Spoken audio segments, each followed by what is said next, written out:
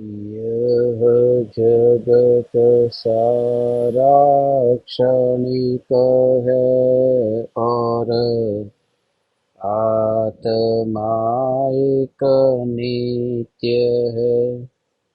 आत्मा का अनुभव बस एकमात्र नित्य है।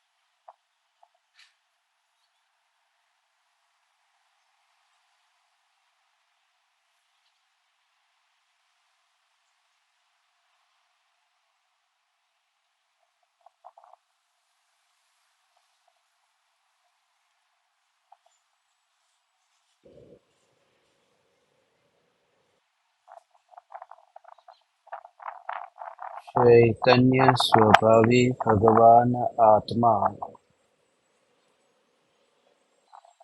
अनादि अनंत शुद्ध चैतन्य मात्र है। ज्ञान मात्र है।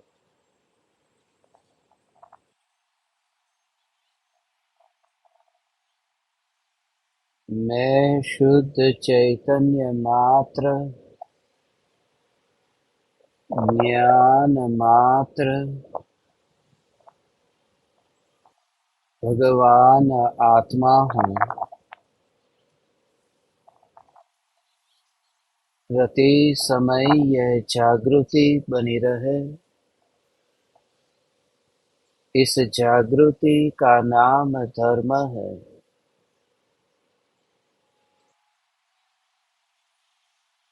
देह की प्रत्येक क्रिया के काल में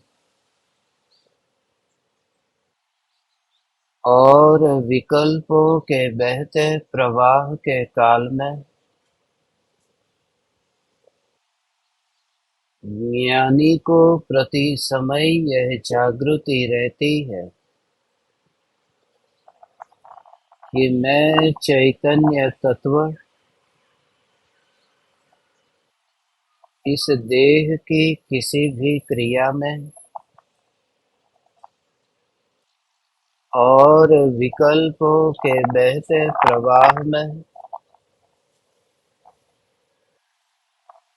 कहीं भी मिला नहीं हूँ। ऐसा शुद्ध चैतन्य तत्व मैं हूँ।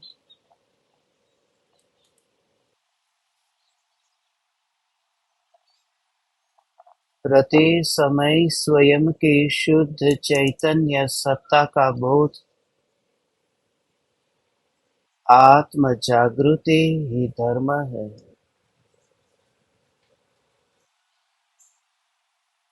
चैतन्य तत्व की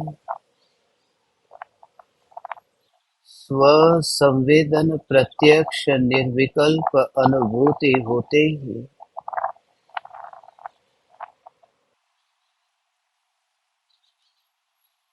ज्ञान के दो भेद दृष्टि में से समाप्त हो जाते हैं। इंद्रिय ज्ञान और अतीन्द्रिय ज्ञान। जो ज्ञान पांच इंद्रिय और मन के निमित्त से जानने रूप परिणमित होता हो, वह तो इंद्रिय ज्ञान है। और जो ज्ञान पांच इंद्रिय और मन के निमित्त के बिना जानने रूप परिणमित होता हो, वह अतीन्द्रिय ज्ञान है। मगर निर्विकल्प अनुभूति होते ही यह श्रद्धा होती है कि ज्ञान इंद्रियों के कारण जानने रूप परिणमित होता ही नहीं, इसलिए इंद्रिय ज्ञान जैसा कुछ होता ही नहीं, अतीन्द्रिय ज्ञान ही होता है। मगर अतीन्द्रिय ज्ञान कहने में भी फिर इंद्रिय का विकल्प आता है। वह तो इंद्रिय ज्ञान था, इसलिए उसका अभाव बताने के लिए अतीन्द्रिय ज्ञान शब्द का उपयोग किया था। जब इंद्रिय ज्ञान ही नहीं है तो अतीन्द्रिय ज्ञान भी कैसा। इसलिए अनुभूति होते ही एकमात्र ज्ञान रहता है, जो जानना जानना जानना जानना जानना। परमाणुओं से कुछ भी लिए बिना अपने ही जानन रूप परिणमन को यदि अनुभव करोगे तो पाओगे कि वर्तमान में भी जो जानने रूप परिणमित हो रहा है वह भी परमाणु नहीं है, वे भी इंद्रियां नहीं है, वह भी परमाणु से प्रभाव से न्यारा यह ज्ञान ही है जो जानने रूप परिणमित हो रहा है।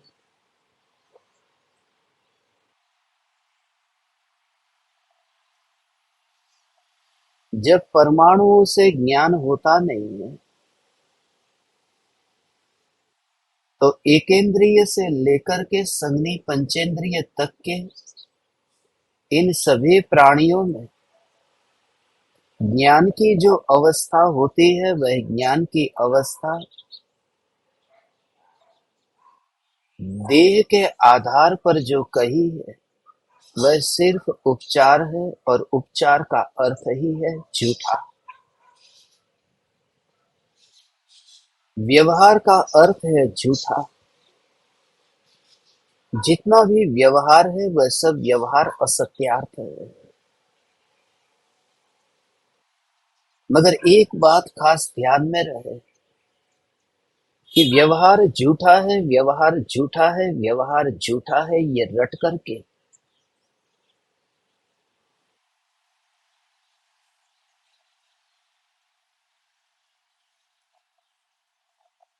गुरु के सीने में खंजर मत चुभाना, क्योंकि व्यवहार तो झूठा है। समय सार में ही 11वीं गाथा में व्यवहार को असत्यार्थ कहा है। परमार्थ है, निश्चय है, बस वही सत्यार्थ है। व्यवहार असत्यार्थ है, मगर यह कहने का अधिकार भी उन्हें है जिन्हें निश्चय प्राप्त हो चुका है। इसलिए क्योंकि निश्चय ही है जो व्यवहार को असत्यार्थ कहता है, और अज्ञानी के पास में निश्चय नहीं है, इसलिए अज्ञानी के पास में यह अधिकार भी नहीं है कि वह व्यवहार को असत्यार्थ कहे, झूठा कहे। व्यवहार असत्यार्थ है। ये देह से, ये इंद्रियों के परमाणुओं से ज्ञान नहीं होता, मगर ऐसा वे जानते हैं जो ज्ञान में ही ज्ञान को अनुभव करते हैं। बोलते नहीं है, बोलना तो बकवास है, कोई भी बोल सकता है। थोड़े दिन तक सत्संग सुन करके तोता रटन कोई भी कर सकता है, मगर जो ज्ञान में ज्ञान की अनुभूति के आधार पर उसे कोई पूछे कि तेरे पास में यह प्रमाण क्या है कि इंद्रियों से ज्ञान नहीं होता है, तो उसके पास में प्रमाण है, यह ज्ञान की अनुभूति, यह प्रमाण है। और इस ज्ञान की अनुभूति ही प्रमाण है। तो फिर ये कहते हैं कि इंद्रियों से ज्ञान नहीं होता, और जिन्होंने ये कहा है इंद्रियों से ज्ञान नहीं होता है, उन्होंने ही ये कहा है कि संधि पंचेंद्रिय जीवों को ही सम्यक दर्शन की प्राप्ति हो सकती है, आत्मज्ञान हो सकता है। एकेंद्रिय से लेकर के असंगनी पंचेंद्रिय तक के जीव सम्यक दर्शन आत्मज्ञान वितराग परिणति के लिए सुपात्र नहीं है।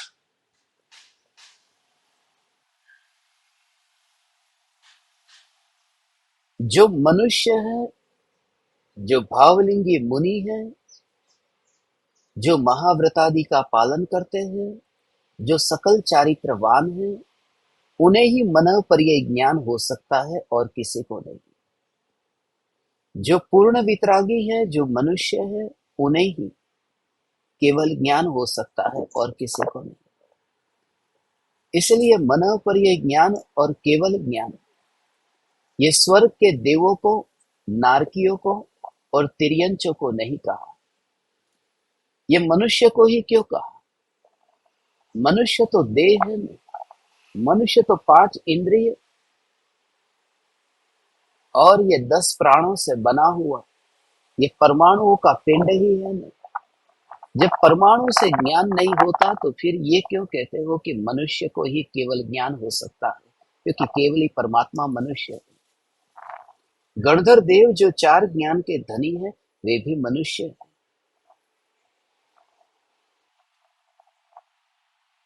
ये मनः पर्यय ज्ञान और केवल ज्ञान जैसे दोनों उत्कृष्ट ज्ञान, उसके लिए मनुष्य भव की जरूरत क्यों? फिर बात और भी है कि देव और नारकी को जन्म से ही 3 ज्ञान होते हैं, जो मनुष्य में सभी मनुष्य को और तिर्यंच को नहीं होते।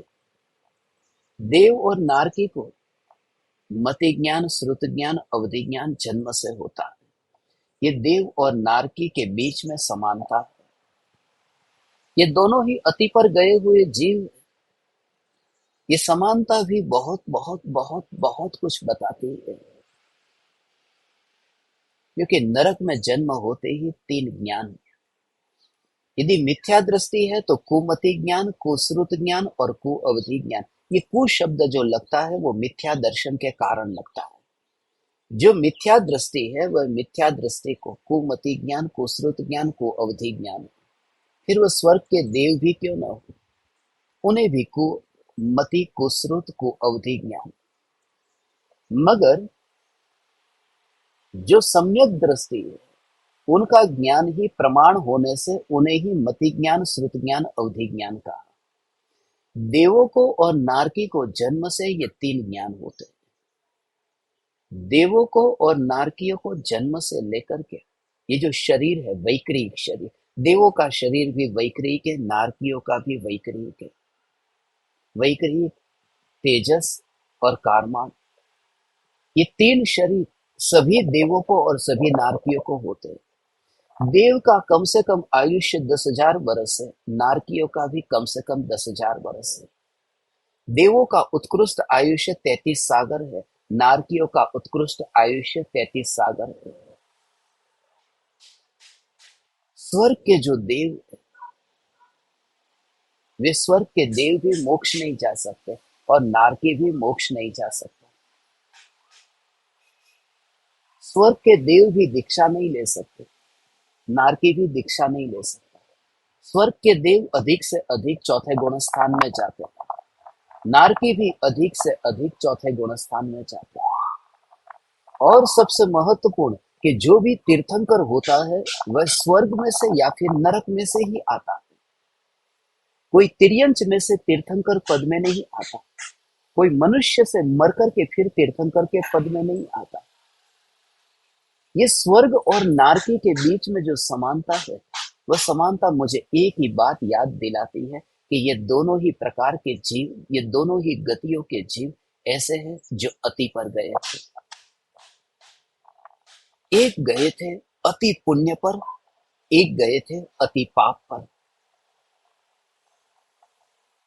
ये अति की निशानी है और धर्म प्रकट होता है जो अति से मुक्त हो जाता है। इसलिए मनुष्य भव से ही मुक्ति की प्राप्ति है। सहजता, समभाव, न इधर न इधर, न पाप की आग में न पुण्य की खाई में, दोनों के बीच में जो यात्रा करता है, just walk between the two. दोनों के बीच में जो यात्रा करता है वही ज्ञान की यात्रा। स्वर्ग के देव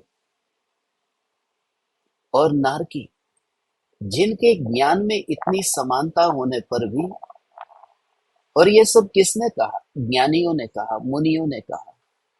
मुनियों ने ये कहा है। ये ज्ञान के भेद किसने बताए? हमें तो नहीं पता। मुझे कोई सपने में तो आए नहीं थे। ये तो आगम में मैंने पढ़े, और तुमने भी तो आगम में पढ़े। ये कहाँ से जाने? मति ज्ञान, श्रुत ज्ञान, अवधि ज्ञान, मन पर्यय ज्ञान, केवल ज्ञान। ये जाना है आगम में से। और आगम तो मुनिराजों ने लिखे, और मुनिराजों ने भी अपने घर से थोड़ी लिखे। केवली भगवान के ज्ञान में जो जानने में आया, और केवली भगवान ने जो दिव्य ध्वनि में कहा, वही तो आगम में आया। इसका मतलब ये हुआ कि केवली भगवान के ज्ञान में भी 5 प्रकार के ज्ञान के भेद होते हैं। वरना भगवान ने यदि ये भेद जाने नहीं होते तो बताए कैसे? इसका मतलब ये हुआ कि भगवान भी ये भेद जानते हैं कि इंद्रियों के माध्यम से जो ज्ञान होता है वह ज्ञान मति ज्ञान। जब भगवान भी ये जानते हैं कि इंद्रिय ज्ञान होता है, तो फिर हम ये अस्वीकार कैसे करें कि इंद्रिय ज्ञान नाम की कोई चीज ही नहीं? मगर जिस समय ज्ञान में ज्ञान की अनुभूति होती है, उस समय अनुभूति में आने वाला और अनुभव करने वाला, ये ज्ञान, ये 2 प्रकार के भेद नहीं रहते। केवली भगवान ने ज्ञान में जाने हैं। ज्ञान में जाने बिना उन्होंने कहे नहीं।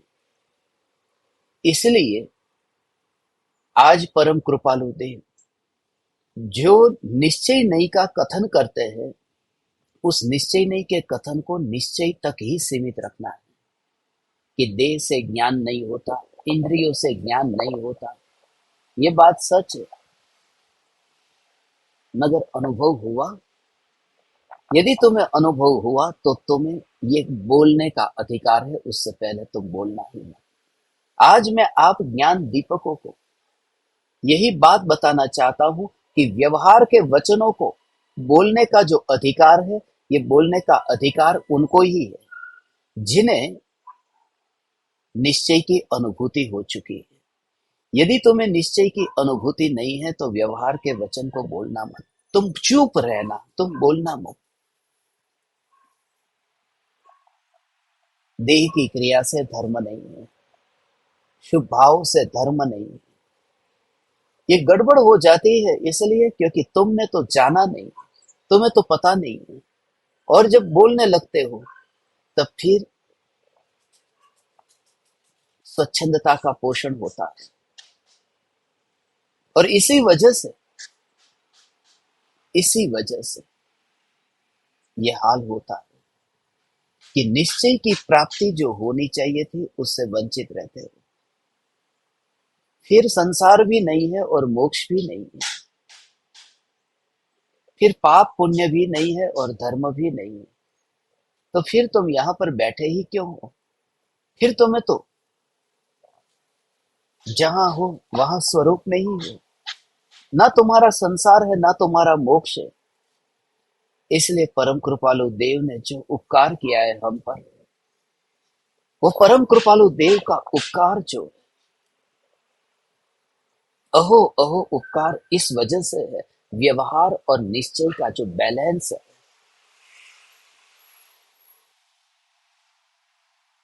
मुझे तो कहीं पर भी परम कृपालु देव के अतिरिक्त इस काल में किसी गृहस्थ अवस्था में रह करके जिन्होंने ये स्वरूप बताया हो, समझाया हो, उनमें गुरुदेव के परम कृपालु देव, उसमें भी विशेष रूप से परम कृपालु देव,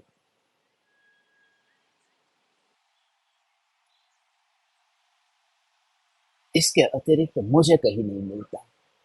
इसलिए हे परम कृपालु देव, आपके एक एक वचन में तीर्थंकर परमात्मा की दिव्य ध्वनि ही बरसती हुई दिखाई देती है।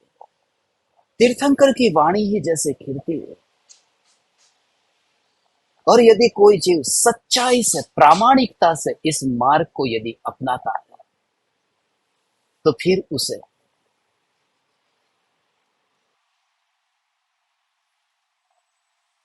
सम्यक दर्शन न हो, ये बात आती ही नहीं।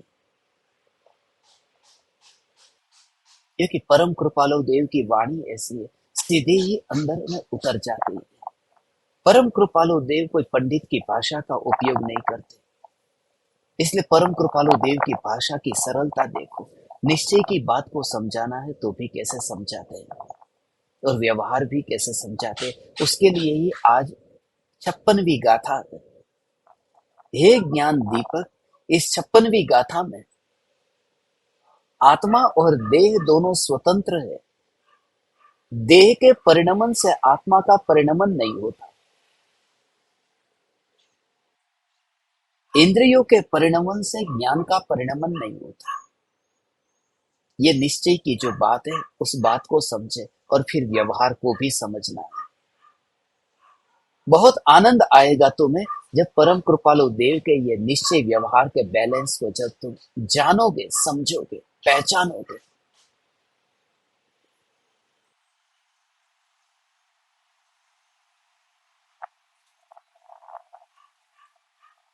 गाथा 56वीं है।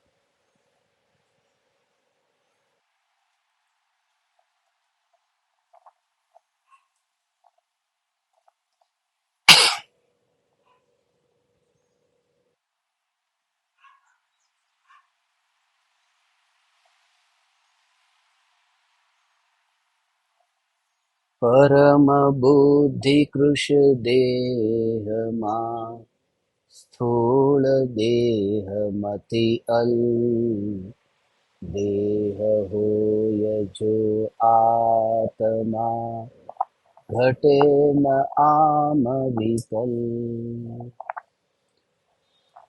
दुबले शरीर वाले को तीक्ष्ण बुद्धि और मोटे शरीर वाले को मंद बुद्धि पाई जाती है।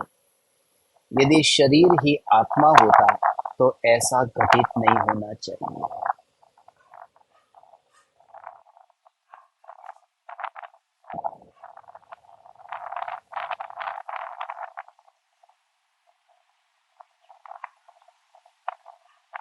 परम बुद्धि,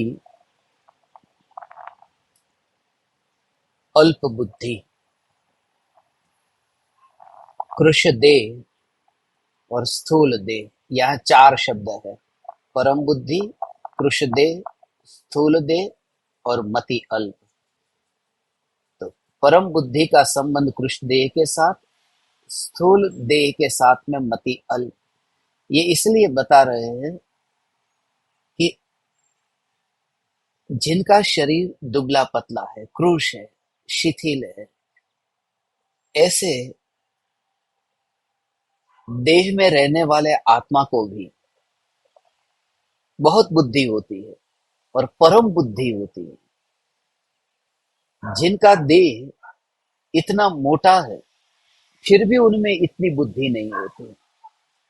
ये बात हम सब अच्छी तरह से यहाँ पर अनुभव करते हैं। परम कृपालु देव ये कहते हैं कि ये देह यदि आत्मा होता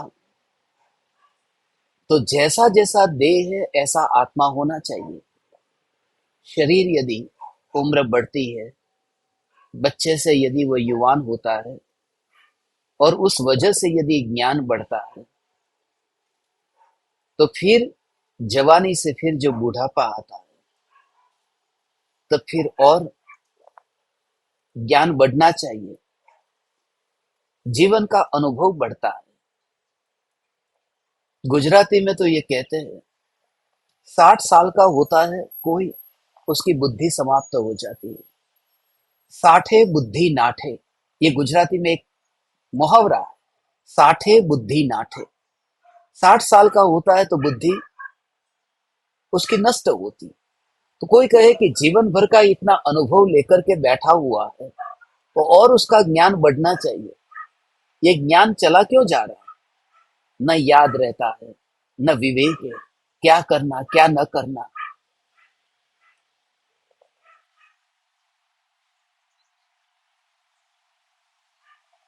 इसलिए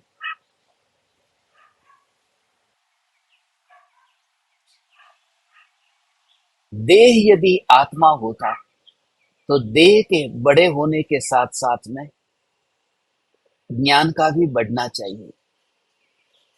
इसमें बहुत सी बातें समझने जैसी हैं। परम कृपालु देव का शरीर कितना दुबला पतला शरीर है, और दुबले पतले शरीर में भी परम कृपालु देव की बुद्धि और ज्ञान। कृपालु देव की मेमोरी लॉस नहीं हुई थी। अंतिम घड़ी में भी शरीर शिथिल हो गया था, बुद्धि शिथिल नहीं हुई थी। जितने शास्त्रों को कृपालु देव ने बीमारी से पहले जाना है, उतने ही शास्त्रों को अंतिम घड़ी में भी जाना है। क्योंकि परम कृपालु देव के जो अंतिम समय में लिखे गए जो पत्र है, उन पत्रों में भी उन आगमों की छाप है, जो परम कृपालु देव की बुद्धि को बताता है कि उस समय भी कृपालु देव को स्मरण में थे। शरीर शिथिल हो जाए तो भी ज्ञान शिथिल नहीं होता। इसका मतलब यह है कि देह की अपेक्षा नहीं रखता है ज्ञान। और ऐसे बहुत से प्राणी हैं, जैसे अब हाथी है। अब हाथी कितना विराट उसकी काया, और तीर्थंकर भगवान का देह देखो, मुनिराज का देह देखो। फिर भी मुनिराज को मनव पर यह ज्ञान है, तीर्थंकर को केवल ज्ञान है, और हाथी को मति ज्ञान का भी ठिकाना नहीं है। मिथ्या दृष्टि हाथी है, कुमति ज्ञान है। तो कहने का अर्थ यह है कि ज्ञान जो है वह ज्ञान देह के परमाणु की अपेक्षा नहीं रखता। परम कृपालु देव को 7 वर्ष की उम्र में ही जाति स्मरण ज्ञान हुआ।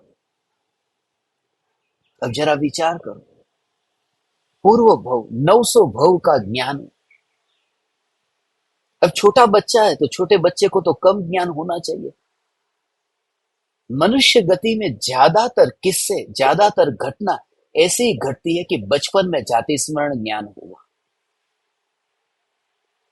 गुरुदेव के समय में भी सोनगढ़ में एक घटना घटी थी ने, एक लड़की थी गीता,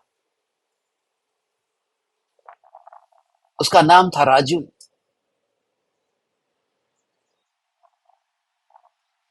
पूर्व भव उसे स्मरण में आ गया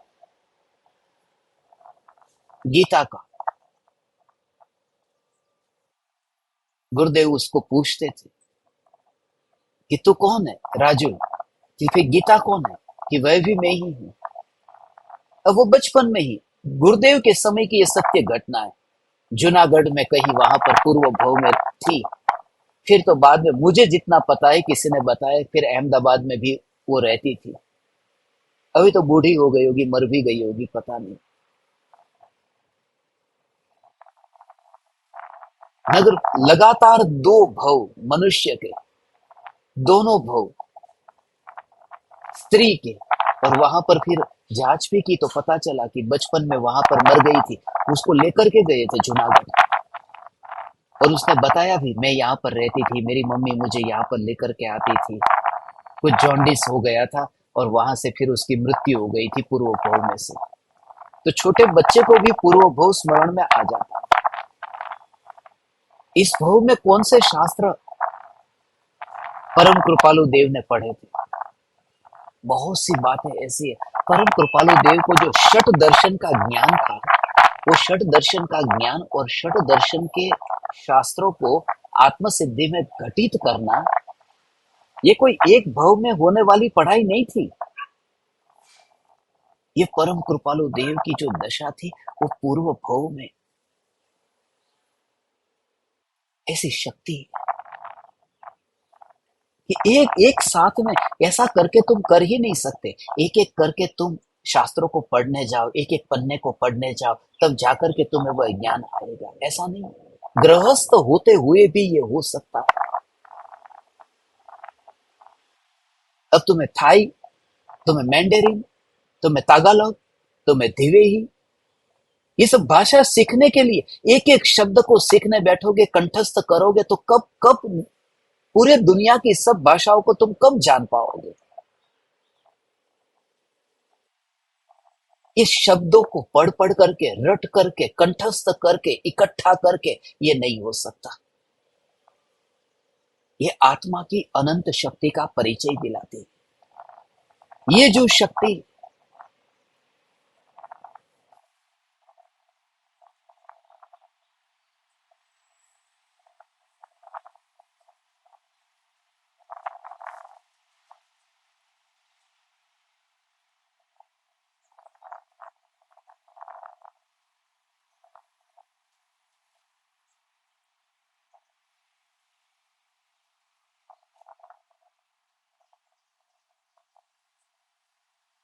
कल रात्रि में ही मुझे सपना आया था, आज ये गाथा लेनी थी।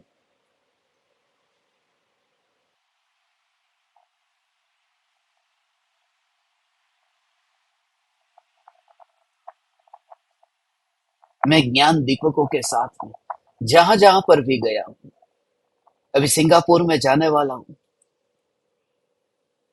तो मुझे सपने में आया था ये, कि जब मैं रियाऊ आइलैंड गया हूं उनके साथ में, तो रियाऊ की लैंग्वेज में उनको वहां पर समझा रहा हूं।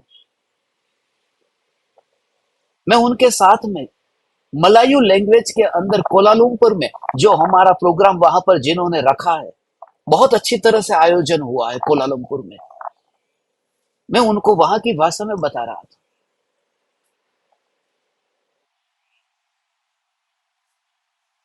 और पूरी रात भर ये चला है, और सुबह उठा कुछ भी नहीं पता। और वो एक इंडिकेशन है, इस बार जब अभी मुझे कुछ भी नहीं पता, मगर ज्ञान दीपक इस बार पहली बार जानेंगे कि वहां क्या होता है। मैं तुमसे ये कहता हूं, वहां क्या होता है तुम जानोगे।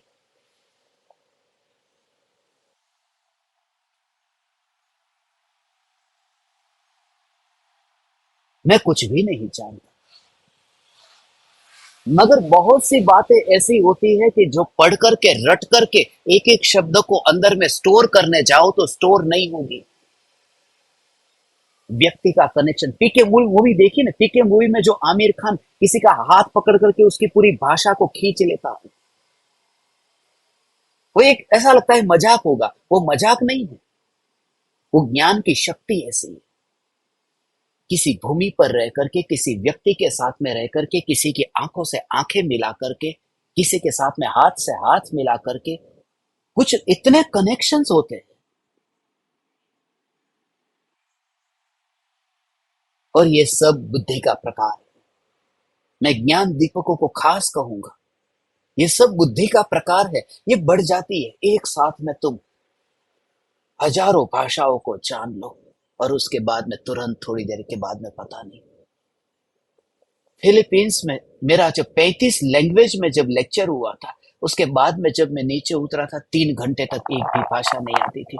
इवन गुजराती, गुजराती का भी पता नहीं किस भाषा में बात करूं। एक आध शब्द तो आना चाहिए। और ऐसे ही उनके चेहरे को देखता था,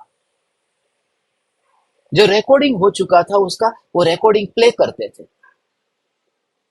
ले 1 घंटे से लगातार आप बोल रहे हो, इसमें से कुछ तो आप याद करो, कि कुछ भी नहीं पता। और ऐसा ही है, उसकी पकड़ ही छोड़ दो, ये बुद्धि की पकड़ छोड़ दो। इसलिए ज्ञानी को जितना देह दूर दिखता है, उतनी ही बुद्धि दूर दिखती है। और ये दिखता है कि देह के कारण बुद्धि नहीं है, और वही तो भेद ज्ञान है, वही आत्म साधना है। इस देह को जितना दूर देखना है, जिस दिमाग को जितना दूर देखना है, इस शरीर के परमाणु को जैसा दूर देखना है, ऐसे ही तुम्हें ज्ञान को, वो बुद्धि को, उस बुद्धि को भी दूर देखना है। बुद्धि को लेकर के ज्ञानी अपने साथ में सोता नहीं है। ज्ञानी व्यभिचारिणी के साथ में सोता नहीं है, क्योंकि व्यभिचारिणी है ये बुद्धि, जो अभी यहाँ है और फिर नहीं है। कभी उसका कोई ठिकाना नहीं है, वो किसी की भी हो जाती है, उसका ठिकाना ही नहीं है। ये बुद्धि को इसलिए व्यभिचारिणी कहा, जो पर में जाती है। भाषा भी पर है, शास्त्र भी पर में जाने वाली बुद्धि व्यभिचारिणी है। और उसके साथ में ज्ञानी नहीं सोता। इसलिए तो ज्ञानी की रात भी ज्ञानमयी होती है, विकल्पमयी नहीं होती है, बुद्धिमयी नहीं होती है, बुद्धिमयी नहीं होती है। ऐसी चैतन्य चैतन्य चैतन्य चैतन्य चैतन्य चैतन्य चैतन्य चैतन्य चैतन्य चैतन्य की ऐसी मस्ती, हे ज्ञान दीपक, ये देह जो है ये देह ज्ञान नहीं है। ये देह ज्ञान ज्ञान ज्ञान ज्ञान ज्ञान रूप परिणमित होता नहीं है। इसलिए तो ये शरीर ऐसा जो चैतन्य चैतन्य चैतन्य अंदर में जो धारा है, उस धारा का क्या करोगे? वह धारा कोई इंद्रियों में से थोड़ी आती है। वह धारा तो ध्रुव के जोर से आती है। वह धारा परमाणुओं को पकड़ करके थोड़ी आती है। जो धर्म है वह धर्म इंद्रियों से नहीं आएगा। भले परम कृपालु देव यह घटित करते हैं कि ये जो शरीर दुबला पतला है तो भी ज्ञान कितना ज्यादा है। शरीर मोटा है, देखते ना मोटे मोटे लोग एक कुर्सी पर ठीक तरह से बैठ न सके, दो की सीट रोक करके जिनको बैठना पड़े, मोटे लोग हैं। तब उनको क्या बुद्धि ज्यादा है? मंद बुद्धि लोग,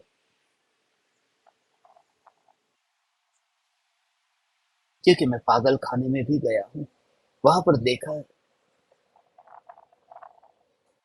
और यूनिवर्सिटी में भी गया हूं, वहां पर भी देखा है, मूर्खों को भी देखा है, बुद्धिमानों को भी देखा है। और शरीर, पागल खाने में तो शरीर, इतने मोटे शरीर वाला।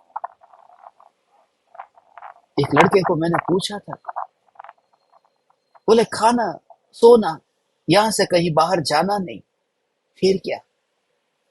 हमको बाहर जाने को मिलता ही नहीं, बांध करके रखते हैं।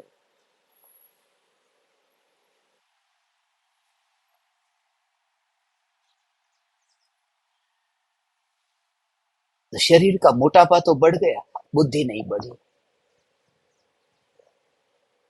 मोटा शरीर होने से बुद्धि का संबंध नहीं है। खास बात यही है, शरीर की ऊंचाई कितनी है? शरीर ऊंचा है या ठींगना है? अब अफ्रीका के देशों में देखो,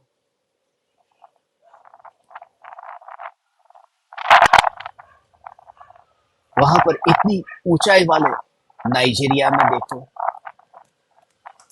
घाना में, सिएरा लियोन में, इतने ऊंचे ऊंचे लोग। और पूरी दुनिया में सबसे ऊंचे लोगों में मोंटेनेग्रो के लोग देखो। मगर इन सबके पास, चलो उनके पास तो थोड़ी बुद्धि है भी, मगर अफ्रीका के लोग जिनको पता ही नहीं है, ना पढ़ाई करना कुछ आता है, ना कुछ भी नहीं, व्याकरण का ज्ञान नहीं है, विज्ञान का ज्ञान नहीं है, टेक्नोलॉजी का ज्ञान नहीं है, और हाइट कितनी! सामने से आता हुआ यदि उस व्यक्ति को देखो तो देख करके ही डर लगे कि ये खा जाएगा, मार डालेगा। और चाइनीज लोगों को देखो, बिल्कुल ठींगने ठींगने, मगर टेक्नोलॉजी में पूरी दुनिया को कंट्रोल में करके रख दिया। ये देखते हैं ना, हाइट शरीर की ज्यादा है तो बुद्धि ज्यादा होगी, ये जरूरी नहीं है। ठींगने लोग भी, चीनी लोग भी देखो ना, बुद्धि कितनी है। और ये तो अभी का प्रत्यक्ष दृष्टांत है।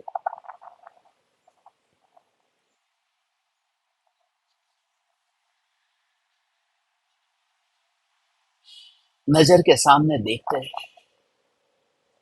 और आचार्य कुंदकुंद देव, शरीर कितना ठींगना था, और उनका ज्ञान, ठींगना शरीर था, काला शरीर था।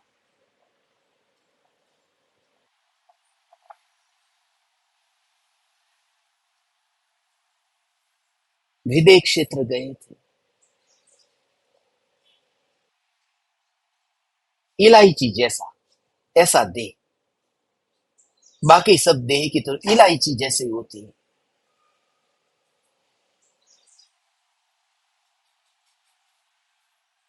और उनका ज्ञान देखो, 84 पहाड़ की रचना, 11 साल का बच्चा।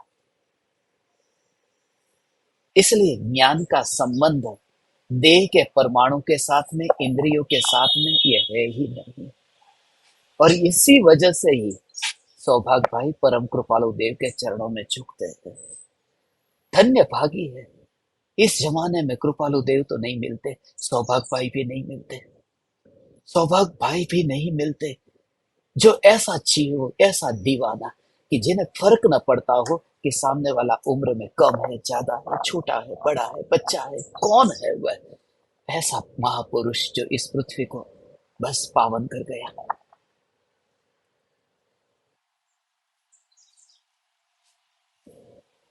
हे ज्ञान दीपक, मरते समय तक यदि तू कृपालु देव न हो सके तो कोई बात नहीं, सौभाग्य भाई हो जाना, अंबालाल भाई हो जाना।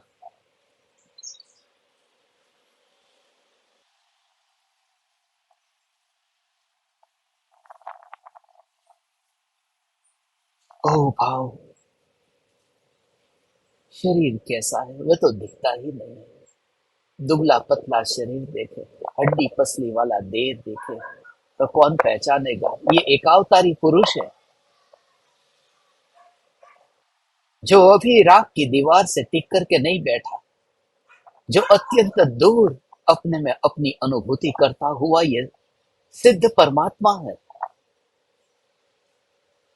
हे ज्ञान दीपक, तेरी दृष्टि ऐसी प्रकट हो, परम कृपालु देव को उस दृष्टि से देखे कि जिनका देह भले कितना भी पतला है मगर उनका आत्मा जो है वह आत्मा सिद्धों के साथ में है, वह वही अनुभव करता है। आज मुझे परम कृपालु देव की बहुत याद आ रही थी और गाथा भी यही थी, शरीर कैसा भी हो, शरीर शरीर का काम करेगा, शरीर काम करेगा, शरीर की बीमारी उसका कर्ता कोई आत्मा थोड़ी है, कोई आत्मा थोड़ी मिटा सकता है। नहीं तो आत्मा के ध्यान में लीन होकर के फिर मुनिराज कोढ़ को मिटा देते, आत्मा के ध्यान में लीन होकर के। ये जो सियाली शरीर को खा रही है, खून बह रहा है, उस टपकते हुए खून को, उस जाते हुए मांस को, सियाली के शरीर में मांस जा रहा है और अंतर में ज्ञान अनुभव में आ रहा है। उसको तुम कैसे कहो कि वह मुनि जंगल में बैठे, जहां ज्ञान ज्ञान ज्ञान ज्ञान अनुभव में आता हो, और वह मुनि वो शियाली के पास में कैसे बैठे होंगे? वे तो उसके पास भी नहीं बैठे जो शियाली के मुंह में जा रहा है, वो तो उसके पास में भी नहीं बैठे। हे ज्ञान दीपक, ऐसे मुनिराज की दशा सुन करके अंदर से अहोभाव आए। देह यदि आत्मा होता तो ये बुद्धि देह जैसा है ऐसी हो जाती। और ये तो बुद्धि की बात कही, ये तो क्षयोक्षम ज्ञान की बात कही। असली बात तो अब तो आत्मज्ञान की है। जब क्षयोक्षम ज्ञान भी इस देह की अपेक्षा नहीं रखता तो वह आत्मज्ञान से इस देह का क्या नाता है? इसलिए हे ज्ञान दीपक, बस जवानी से बुढ़ापा और अधिकतर आप समस्त, बस बुढ़ापा बिल्कुल अब आ गया, 70 साल, 80 साल, ये शरीर शिथिल कैसे ही। अभी भक्ति सुन रहे थे ना, उम्र बीत गई, पता ही नहीं चला। ये जिंदगी, तुम खाली विचार करोगे पता नहीं चलेगा जिंदगी ऐसे कैसे बीत गई। 60-70 साल ऐसे बीत गए। अभी तो पीछे मुड़ करके देखते हैं तो 30 साल पहले ये थे, 20 साल पहले ये थे, 40 साल पहले ये। अरे ये जिंदगी इतनी जल्दी बीत गई। इसलिए तुम्हारे देह की हालत तो होगी, अब आंखों की रोशनी कम हो जाएगी, धुंधली हो जाएगी आंखें तुम्हारी। अब कानपुर में हड़ताल होगी, अब कम सुनाई देगा, होगा तुम्हारा ये इंद्रियों का शिथिल होना। मगर फिर भी तेरे लिए ये एक औषधि है। आया तेरे दर पर दीवाना, जब मैं वो वाणियां चाहता था, और वो वाणियां में जब परम कृपालु देव के उस झूले को, उस दरवाजे को जब छूता था तो यही भाव आता था, आया तेरे दर पर दीवाना। मगर जब तुमको देखता हूं और ये परम कृपालु देव की वाणी तुम्हारे घर तक पहुंचती है, तब फिर लगता है आया तुम्हारे दर पर दीवाना, ये कृपालु देव तुम्हारे दर पर आए थे। तुम्हें तो उतना भी नहीं जाना पड़ा। तुम्हारे लिए तो ये हीरे मोती, ये जवाहरात घर पर ही आ गए। इसलिए हे ज्ञान दीपक, अपनी शक्ति को दृढ़ करो, बढ़ाओ, अंदर का निश्चय इतना दृढ़ करो।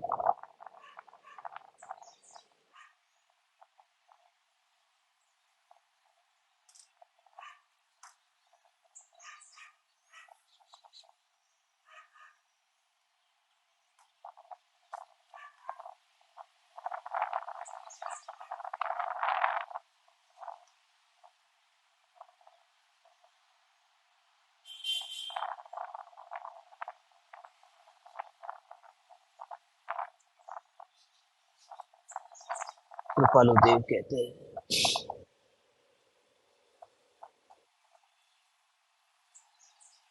परम बुद्धि कृश देह मा, स्थूल देह मति अल्प। वैसे तो दिखता है कि देह छोटा हो, एक इंद्रिय जीव का अक्षर के अनंत विभाग का ज्ञान जो एक इंद्रिय का कहते हैं, उसका भी मुझे नहीं पता। ये भी शब्द सुने हुए, अक्षर का अनंतवा भाग। कौन जानता है अनंतवा भाग?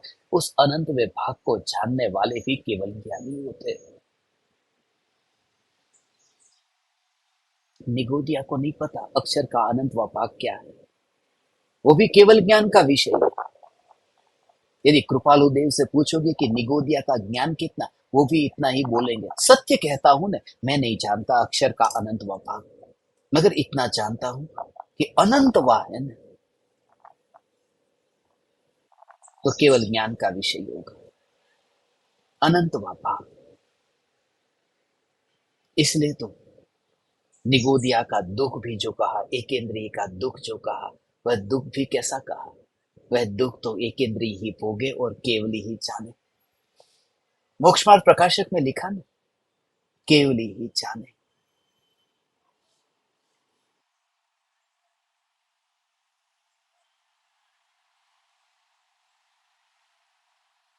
कोई पतले शरीर में रह करके भी अधिक ज्ञान वाला होता है, कोई मोटे शरीर में रह करके भी कम ज्ञान वाला होता है। ऐसे गुजराती में कहते हैं, हिंदी में भी बोलते हैं, मोटी बुद्धि वाला है, झाड़ी बुद्धि वालों से। मोटी बुद्धि का मतलब अधिक बुद्धि नहीं होती। मोटी बुद्धि का मतलब होता है कम बुद्धि वाला। बुद्धि का अर्थ है क्षयोपशम ज्ञान। पहले गुणस्थान से लेकर के 12वें गुणस्थान तक के जीवों को बुद्धि होती है। इसलिए एकेंद्रिय जीवों को देखो तो एकेंद्रिय बुद्धिमान, क्षयोपशम ज्ञान है ना, एकेंद्रिय बुद्धिमान है। और केवली परमात्मा बिना बुद्धि के है। ये वाक्य थोड़ा अटपटा लगेगा, केवली भगवान को बुद्धि नहीं है। और आलू में जो जीव है वो बुद्धिमान है, बुद्धिवान है। बुद्धिमान है क्षयोपशम ज्ञान।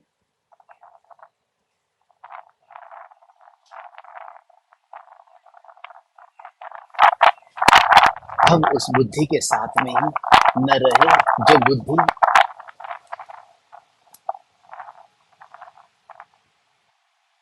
उछल कूद करती है सागर की तरंगों की तरह।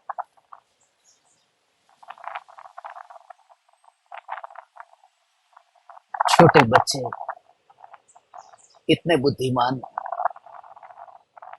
बहुत जल्दी याद रह जाता है।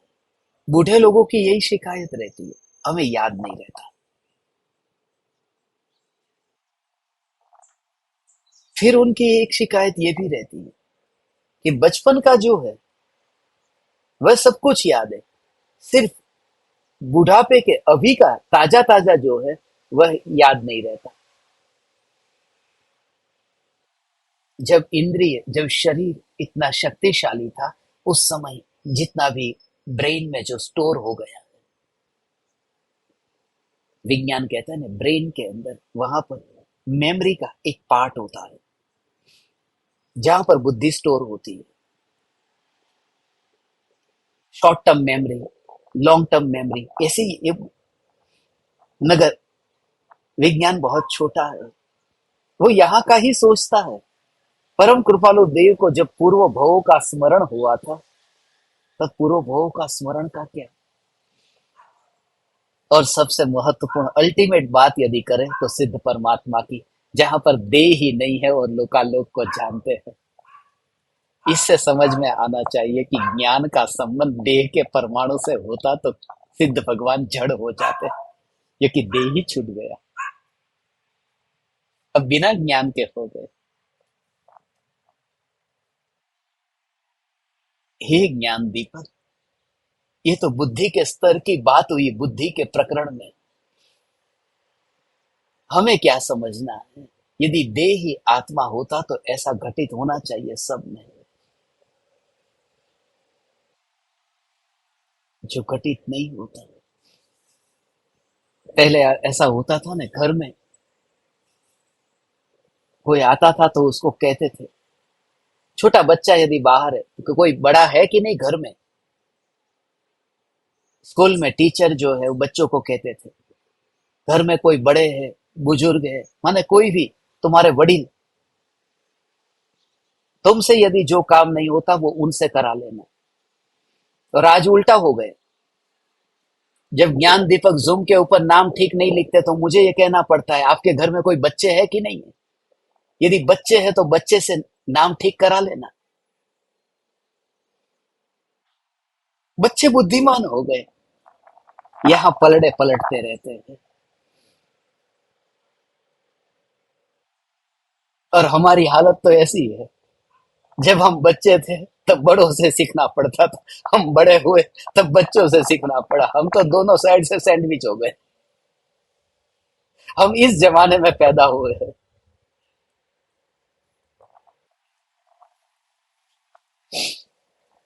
हे ज्ञान दीपक, बुद्धि बढ़ जाती है, बुद्धि घट जाती है, शास्त्रों का ज्ञान है, इसका अहंकार क्या करना। ठीक है, ऐसा ही जब तुम्हें दिखाई देने लगे, ऐसा ही दिखाई देने लगे, जब तुम्हें ये दिखाई देने लगे कि पड़ोसी की तिजोरी भरी जा रही है पर पड़ोसी की तिजोरी खाली हो रही है। और मेरी जो ज्ञान की ये निरंतर होने वाली अनुभूति है, इस अनुभूति में मुझे स्पर्शना जो है वो स्पर्शना ज्ञान मात्र की ही हो सकती है। क्योंकि जहां पर भी परिवर्तन आए उस परिवर्तन में मैं फैलूंगा कैसे, उसकी अनुभूति ही नहीं हो सकती, क्योंकि अभेदता स्वभाव के साथ में है।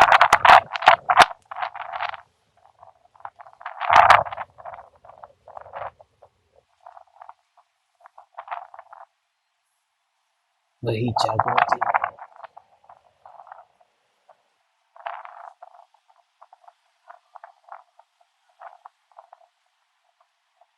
अभेदता स्वभाव के साथ में।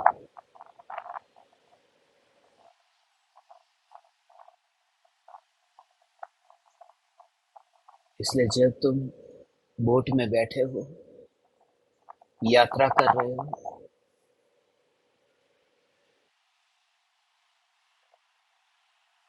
तब ऐसा ही होगा।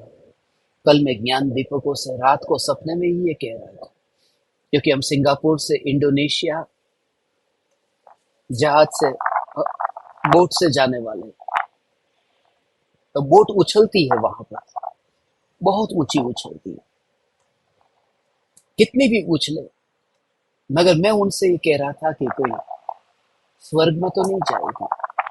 फिर बोट नीचे भी जाती है, तो उनसे कह रहे थे कि चिंता मत करो, नरक में नहीं जा रहे, तुम स्वर्ग में भी नहीं जा रहे हो, नरक में भी नहीं जा रहे हो, तुम्हारी यात्रा पानी पर हो रही है बस। दोनों में डरो मत, तुम उतने ऊपर भी नहीं जाओगे, नीचे भी नहीं जाओगे, पानी पर ही यात्रा हो रही है, स्पर्शना पानी की ही हो रही है। ऐसे ही जैसे ही बुद्धि बढ़ जाए और बुद्धि घट जाए, दोनों में संभाव। दुनिया में जैसे धन के लिए कहते धन बढ़ जाए या घट जाए समता भाव रखो, ऐसे ही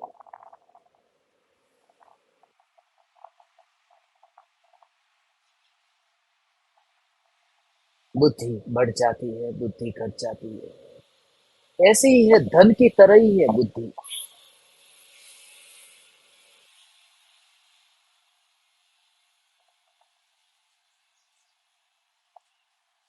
जब मैं मुंबई से यहाँ आ रहा था, उसके एक दिन पहले मेरी किसी साधक के साथ में मुलाकात हुई थी। उसमें बातों बातों में थोड़ी सत्संग की चर्चा चली, थोड़ी ज्ञान की, थोड़ी आगम के प्रमाण मैंने उनको बताए। तो कुछ शास्त्र के तिलोई पणत्ती के और जय धवला के, महाधवला के कुछ रेफरेंस मैं उनको दे रहा था। फिर उनसे रहा नहीं गया, उन्होंने कहा सचमुच आपकी बुद्धि बहुत ज्यादा है, टच वुड।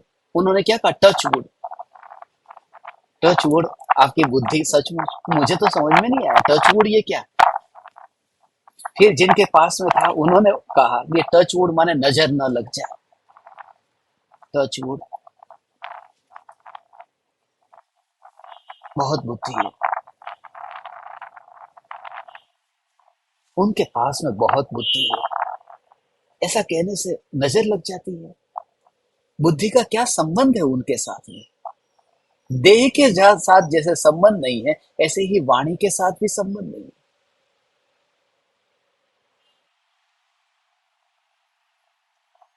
बिल गेट्स के पास में कितने रुपये हैं,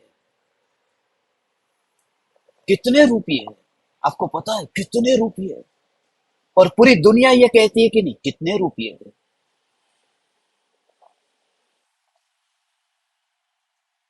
नाम दरवाजे का है और कामकाज खिड़की का चालू किया। Gates, Bill Gates. और विंडोज का काम कर रहा है, माइक्रोसॉफ्ट विंडो।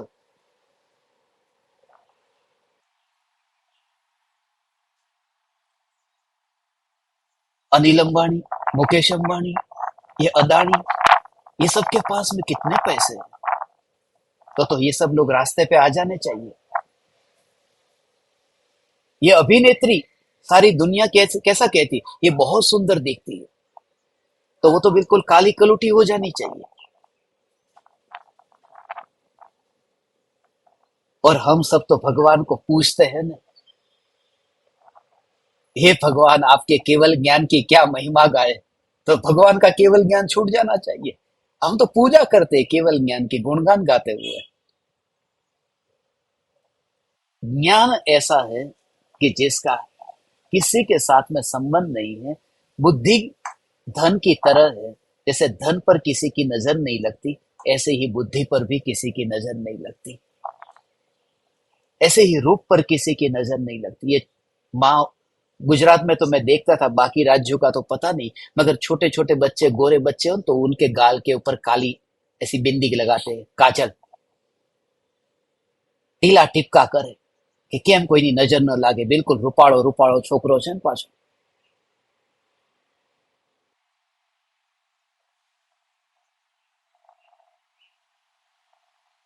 तीर्थंकर भगवान को भी ऐसा किया होगा,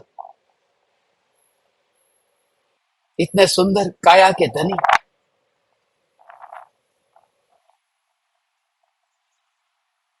हे ज्ञान दीपक, देह और आत्मा ये दोनों ही स्वतंत्र है, दोनों को एक दूसरे के साथ में जोड़ना नहीं है।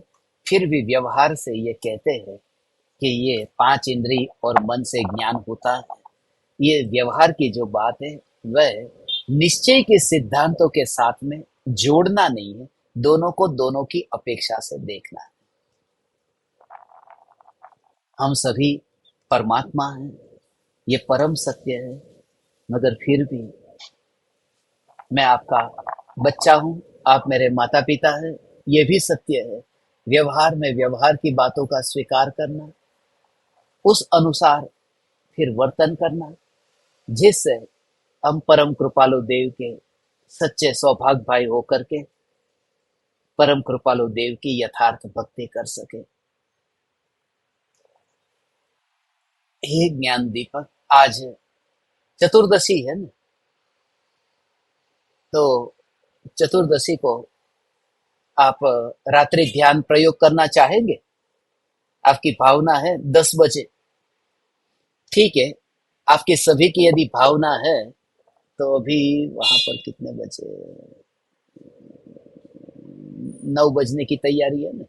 हाँ, तो अभी 10 बजे अपन चतुर्दशी के दिन रात्रि ध्यान प्रयोग करेंगे, और आपकी सबकी भावना है तो जरूर करेंगे। मैं आपको YouTube की लिंक भेज दूंगा, वो सुनते सुनते आप कर लेना। वैसे भी मेरा चेहरा तो दिखता ही नहीं है, तो आप ऑनलाइन कर लेना, क्योंकि मैं अभी एयरपोर्ट जा रहा हूँ, आपके साथ में नहीं कर पाऊंगा। मगर मैंने पुराना वाला एक रात्रि ध्यान प्रयोग रेडी किया है, और उसकी लिंक अभी आपको भेजूंगा, तो उसे आप सुनना, उसका प्रयोग करना।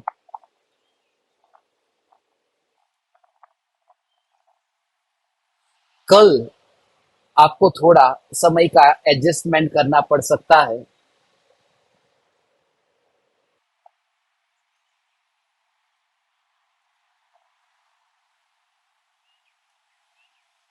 कल आपके दोपहर के समय या शाम के समय मिलेंगे, आपको पक्का टाइम बता दूंगा। मोस्टली आपका आफ्टरनून का टाइम होगा, तो उस आफ्टरनून में अ, अपना 1:24 से 2:24 का जो यूट्यूब प्रीमियर होता है, तो 2:24 के बाद में कभी भी मैं आपको बुलाऊंगा।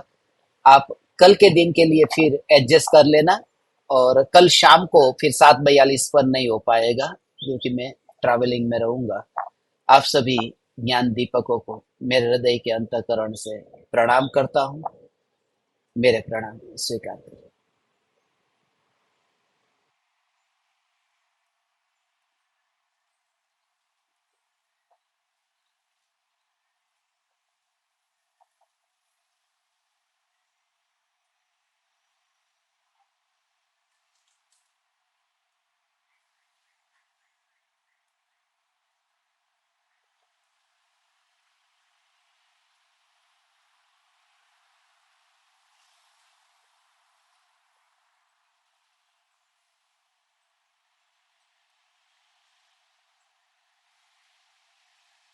अहो अहो श्री सद्गुरु करुणा सिंधु अपार, इस पामर पर प्रभु किया अहो अहो उपकार,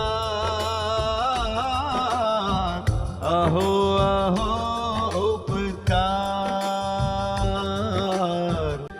देह सहित जिनकी दशा वरते देहातीत, उन ज्ञानी के चरण